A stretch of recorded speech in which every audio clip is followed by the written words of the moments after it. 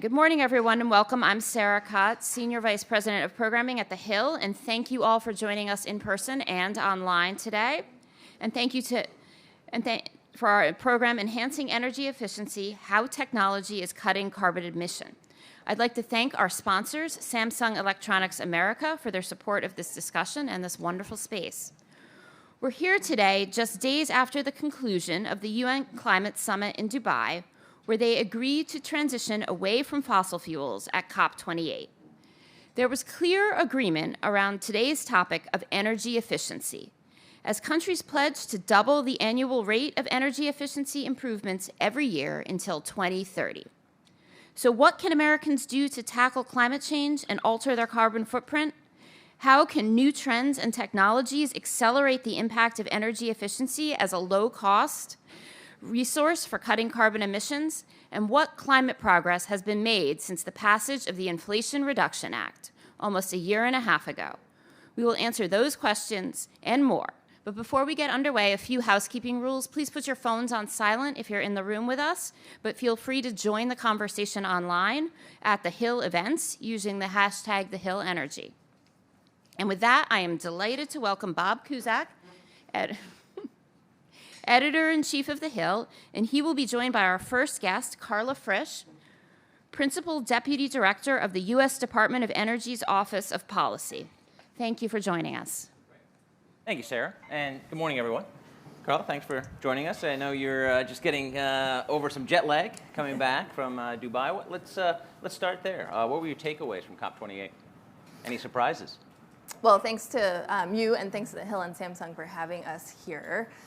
So COP28, I think we've just heard there were some big announcements coming out about the future across the globe. But for energy efficiency in particular, this commitment, a global commitment to double energy efficiency by 2030. And actually here in the US, we are really making progress on that already. The International Energy Agency said that this year we actually have a 4% improvement in energy efficiency in the US.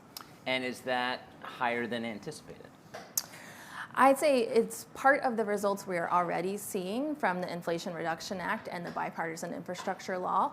We're really already seeing changes on the ground across the US.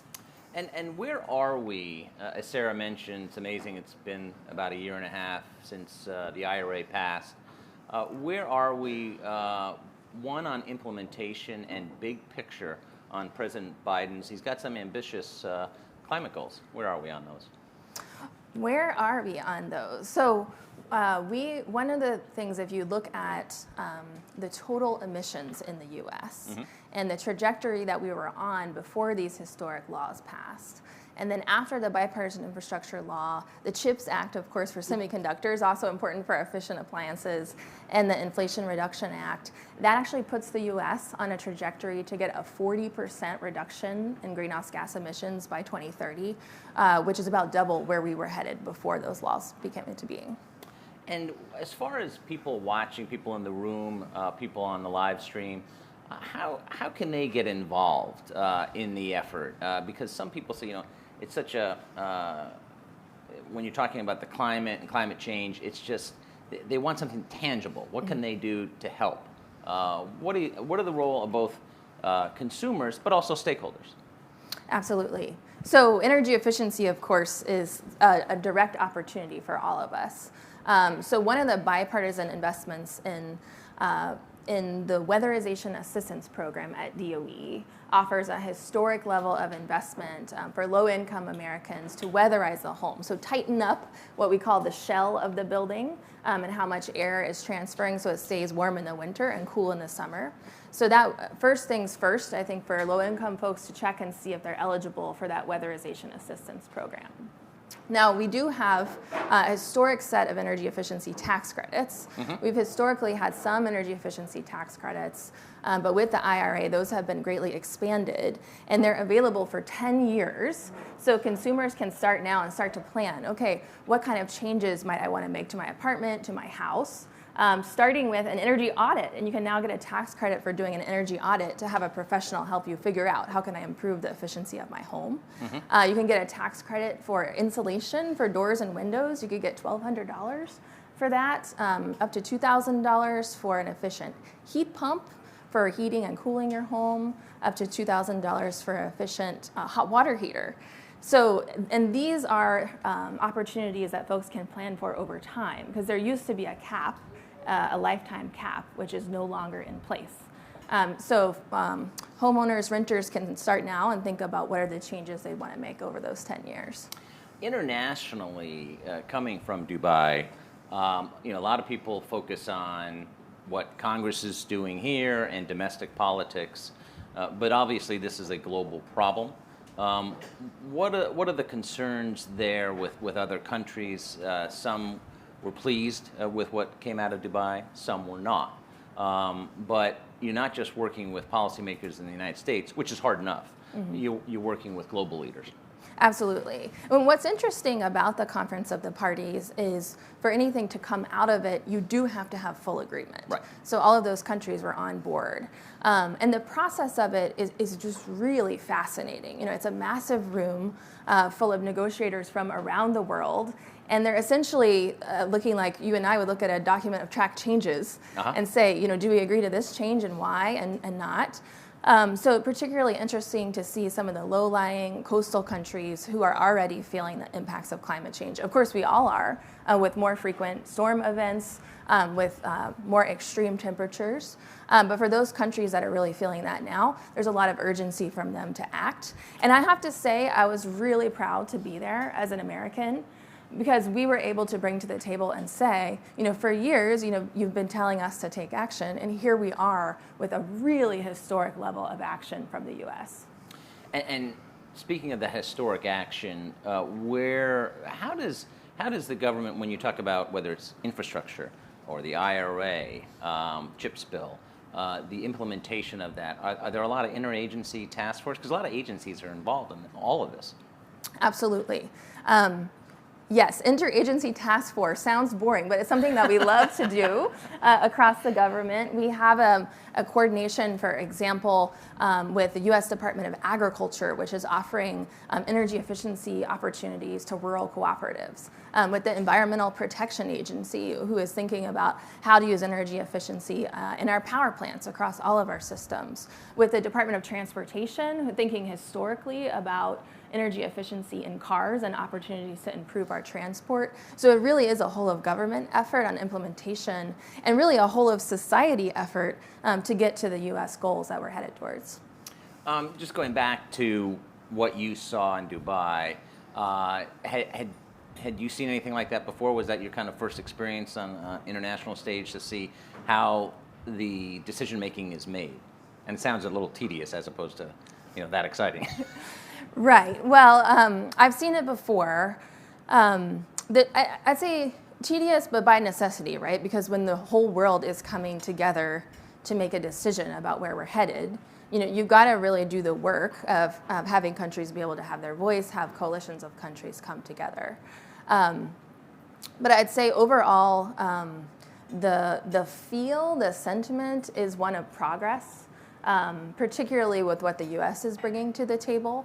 It was in past COPs that I've been to, there might have been a sense of malaise of, are we really getting there? But this one in particular, being from the U.S. and the conversations that involve the U.S. had just a real level of new enthusiasm.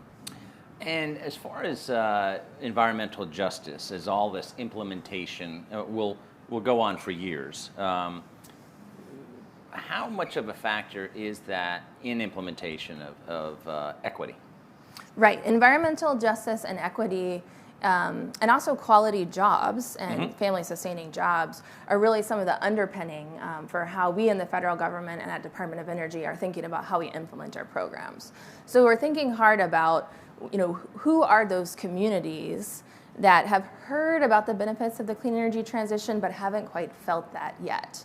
And I think one of the big opportunities is actually coming soon is a rebate program out of the Department of Energy through state and tribal governments.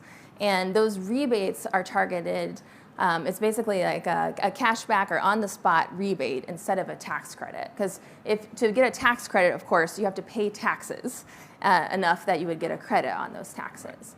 But if you don't pay that much taxes, you have this opportunity for rebates. And there's different types of rebates for a whole home rebate for whole home efficiency, and then also rebates for particular efficient appliances, efficient heat pump that does heating and cooling, efficient hot water, and efficient induction stove. And for a low-income family, you can actually get up to $14,000 in those rebates. Mm-hmm. On the historic agreement in Dubai, what are you watching next? There have been questions about enforcement. What should, I'm not an energy expert, but looking at in a way that people can understand, what should be people watching post-agreement? Mm-hmm. Right. So there's enforcement, there's tracking. So we have the commitment to doubling energy efficiency. Right. There's also a commitment to tripling renewable energy, and then globally tripling nuclear energy. So behind the scenes from the COP, there's Right. all kinds of international coordination that happens throughout the year, planning and thinking through those commitments. So we'll be doing that at the Department of Energy through our International Affairs Office. But I think what really matters is the action that countries, their governments, their citizens are taking on the ground. So we are heads down focused on that implementation of the Inflation Reduction Act, of the bipartisan infrastructure law, and making sure the benefits from those pieces of legislation are going directly to Americans. The world, as we know, is getting warmer, and some of the stats are pretty daunting. The need for air conditioning is projected to triple by 2050. And certainly some air conditioners are not as efficient as they could be. And it's not a trivial issue, because it could really mean the difference between life or death, especially as we get closer to 2050. How does the government tackle those type of issues? Right, so this is actually our bread and butter in the research and development work at Department of Energy and in our 17 national labs.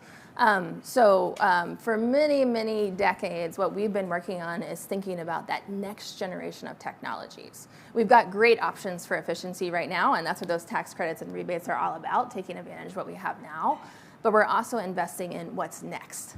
So one of those is in the heat pump, a poorly named heat pump, which does heating and cooling. Mm-hmm. And right now, that's a really efficient option all across the U.S. But we're looking at extreme cold temperatures, which can actually happen anywhere in the U.S., and doing the research to make sure those cold climate heat pumps are getting even better and better and highly efficient. We've also got our ABC initiative, Advanced Building Construction, because a lot of time we talk about the efficiency use of a building once it's built, but looking at the energy use of actually building it and seeing if we can do the construction in a much more efficient way that then ultimately helps the building be more efficient over the lifetime. How does, some states have been very active in this space. How does that factor in? Obviously, the Inflation Reduction Act was a huge federal policymaking, but the states don't get the attention maybe they deserve. Right. So a lot of the investments through the bipartisan infrastructure law and the Inflation Reduction Act actually go through state governments. States have something called a state energy office, which plans their own energy future. And I know we're going to hear from some states, all the M states later. Yes, exactly. And they're applying for funds right now. Yes. I mean, that's basically how it works. Yep. So Maryland in particular, you'll hear from later in the program. But the states, they have funding through their state energy offices to figure out their own plan for what does the energy future of their state look like. And one thing that state and local governments have unique control over is building codes. Mm-hmm. So they can figure out what's the best building code to provide efficiency for the residents in their jurisdiction. And what we do at the national level is help provide information and options for them to then choose what works best at their state and local government. There's a lot going on in the world right now. I just want to end on a positive note. Where do you see progress being made over the next 5 to 10 years? Are you optimistic? I feel the most optimistic I've felt in my life, actually. Okay. It's pretty amazing what's happening right now in the energy space in the U.S. And one thing, I think an untold story about that is in the manufacturing space.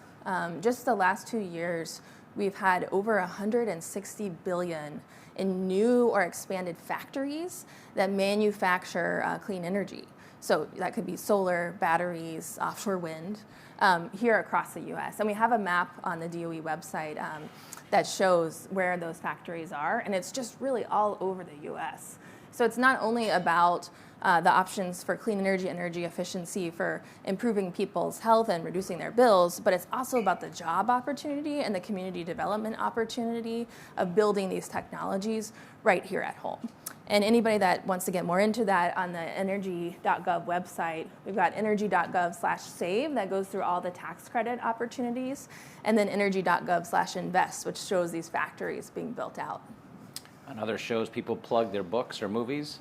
We plug government websites. Energy.gov. Absolutely. Yes. We've run out of time, Carla. Thanks for joining us. Please thank Carla for joining us this morning.